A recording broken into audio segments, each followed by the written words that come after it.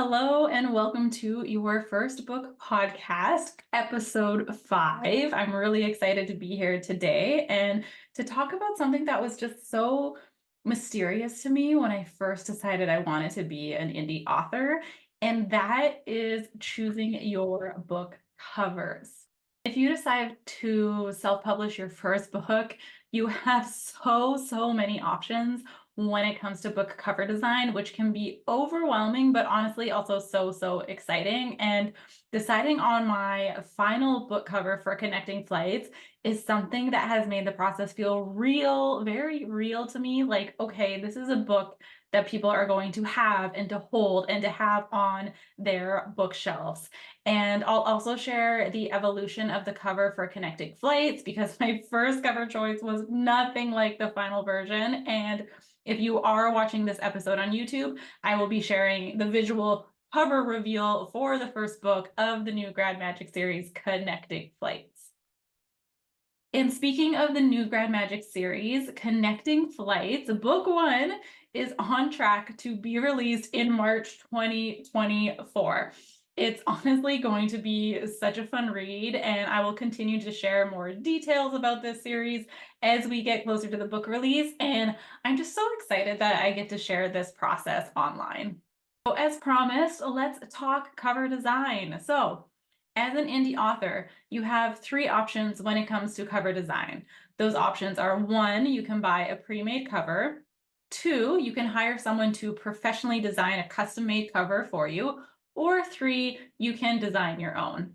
And somehow, even though I'm only in the process of publishing my first book, I have managed to try all 3 options, which brings us to this lovely episode. So stick around and I'll explain exactly how this happened. But let's start with diving in a little deeper regarding each of these options, and you might get a better feel, a better sense of which option would be the best for you. Okay, so let's talk about pre-mades. I actually love this option so much. I thought I would like it the least, but the amount that I love this option, it may be a weakness. So pre-made covers are exactly what they sound like. They are covers already designed by book cover designers with a photo or an illustration on the cover. And if you search pre-made book covers online, there are a ton of results that will come up. These designs will often say author name on the cover in all caps as a placeholder. But what I love most about browsing pre-made covers is that instead of saying just title in large font, they will make up a book name. Like it's usually some sort of cutesy book name like Me For You. And I find it just so amusing and humorous to see the fake book names. And to be honest, like looking at pre-made covers it can be a great way to brainstorm new book ideas because you see these cheesy titles and you see them paired with these images. It is a really fun pastime. I challenge you to try it out. And speaking of book ideas, this is really exciting. I'm currently accepting applications for practicum clients to work with me while I earn my book coaching certification. This is free of charge for a limited time. I will help you go from idea to outline so you can actually get that book on paper. All the details on what this is about will be in the show notes or the description on how you can work with me. Okay, so what you need to know about pre-made covers is that this is generally the cheapest option. Pre-made covers, they can range anywhere between $75 to $200 per cover. And you can also have them available almost immediately. So you don't have to worry about making sure your cover designer will be available in time for your book launch. I made the mistake of buying not one, but 2 pre-made covers with a very different vibe, and we'll get into that later. But we'll be talking about that shortly. One thing you do need to know about buying pre-made covers is that if you plan on publishing a paperback as well as an ebook, you will need to know your final page count and likely book blurb and anything else you want on the spine cover of the book, so the cover designer can add these things. I did not know this, and I got really excited when I bought my first pre-made cover many months in advance of even finishing my first draft. And my cover designer would keep following up with me to ask what my final word count and book blurb was when I was so far away from having each of those prepared. On to number 2 for book covers, professionally designed options, custom covers. So this is definitely the most expensive, with prices being super varied depending on the artist. I've seen prices from 150, and again, you could get a pre-made at that price, all the way up to $950 per cover.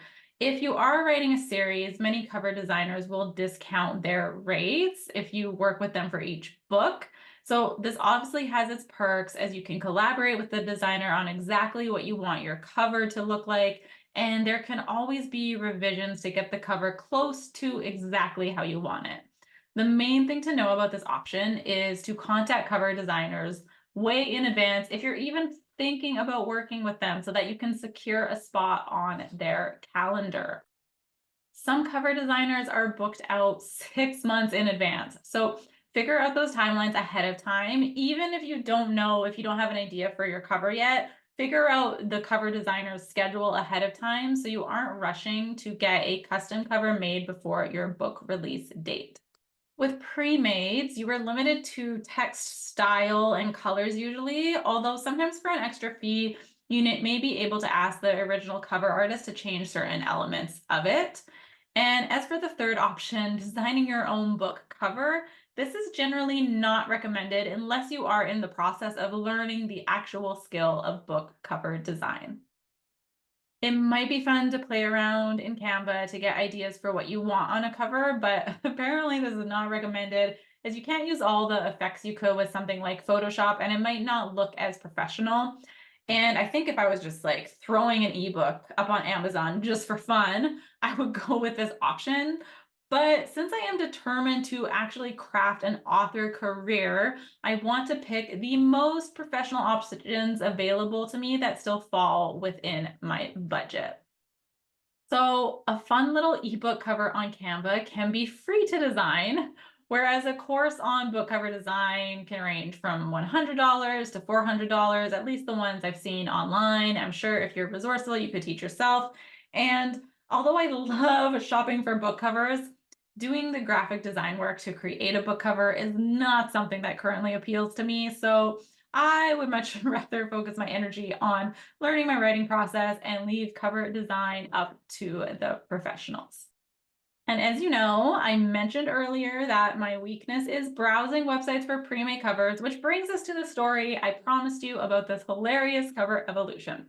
So the first cover I bought, I fell in love with. I was browsing a cover designer's website, checking out her custom prices, and then I decided to look at her pre-made covers just to get a sense of her style. And I came across this one pre-made where I immediately thought, like, that's them. That's the main characters on the cover. And if you're watching this on YouTube, you'll be able to see the cover up here on the screen. If you're listening, I'm Christina Wrights over on YouTube, but if you're listening on audio, the first cover has a picture of a couple in the rain at night holding an umbrella and just like embracing in a hug. The lights are somewhat colorful, and this book just screams like warm, fuzzy feelings, right? As much as I love this cover, the problem with this cover is that as I continue to write Connecting Flights, which again will be out March 2024, I realized even though the story has romance in it, that was no longer the main point of the book.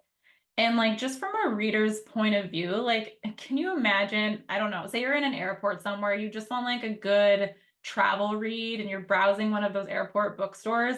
Can you imagine like picking up a book with this cover only to find that the book isn't exactly a romance? Like, I said this to my friend and she was like, I mean, that better be a romance. And I still love this cover, honestly. I held on to this cover for so long, and technically I still have it because when you buy a pre-made cover, no one else can buy that cover and use it. But because I held on to the idea of using this cover for so long, I think that honestly halted my writing progress because I love the cover so much and wanted to use it. I was fighting like my story, not my story, but the character's story. Like, I became so fixated on making sure this book was a romance book, even if it wasn't really working, even if it's not where the characters were taking the story. I just really wanted to use this cover, and it really delayed me a lot. So this kind of brings up an entire conversation of choosing your book genre. So I want to pause here and just give us a moment to think about like, why why might it be important to know the genre you're writing in and to know if you are sticking with it, more importantly, because I think the answer is obvious. Like, you want to know what genre you're writing in because you know what tone to write in. Maybe you know the conventions, you know what readers expect. But ever since I started talking about this book in its early stages, in its infancy stages in my last NaNoWriMo vlogs, my book was having an identity crisis. Like, if you go back to those old NaNoWriMo vlogs, you will see that I quite often would say things like, I don't know, I think this is a romance first. No, maybe it's a mystery. I mean, there's some magic in it. I don't know. Should I just make it a thriller? Oh, but it's a romantic comedy, right? Like, and without having a clear direction, except some conviction that I was writing a romance novel, I got stuck in the weeds and was unable to move forward with this story because I was so attached to this cover. Once I finally admitted to myself, okay, Christina, this book, no matter how much you want to use this beautiful cover, this book is not a romance novel. I do not think it would fit on the shelves with other romance books. And I realized it was time to start shopping for another pre-made cover, one of my new favorite hobbies. And before I share this cover, I'll let you know the final genre I landed on was magical realism. And this means there are some magical elements to the story, but they exist within our contemporary world. That is, the world is not fictional. Most of this book takes place in either LA or Portland. So once again, I'd like to mention that I'm currently offering free coaching as I complete my book coaching practicum. This session will help you clarify your genre and avoid making the mistake that I did and know exactly what cover to shop for. So all the information with this offer will be available in the show notes or the YouTube description to apply. Now, we're going to talk about the book itself. So, Connecting Flights is about a girl who recently graduated college and she gets accepted into law school, but she decides she wants to be an event planner instead. And honestly, she's known this for a while, despite her parents accusing her of humiliating them and cutting her off financially. And with a turn of events, this leads her to go to a food expo in Portland to network as she finds herself in the middle of a scandal revolving around magical beverages. So excited. So I'm still workshopping the full official blurb or pitch or whatever you would see on the back of the book cover. But these elements of the story I know for a fact aren't changing, which is why I can share them. So with this blurb, I was thinking like, like my ego kind of got in the way. I was thinking like, wow, like a pre-made cover really won't do. Like, this is just so specific. I'm going to have to hire a custom cover designer. And will I even find one 3 months before publication day? So I send out several emails to designers, but in the meantime, I decided to browse pre-made covers just in case. So given what you know about this book, imagine my surprise when I found this. Again, I'm going to put the final cover up and compare it side by side with the original cover, just so you can see how different the vibes are between these two covers. And if you're watching on YouTube, again, you'll see the visual, but if you're listening, the final cover is basically an illustration of a girl wearing a pink jacket, and she is chilling on top of a giant coffee cup. I love this imagery because it shows that maybe, just maybe, this character is taking on a little more than she can chew. She looks like a bit of a diva, which is accurate for this main character.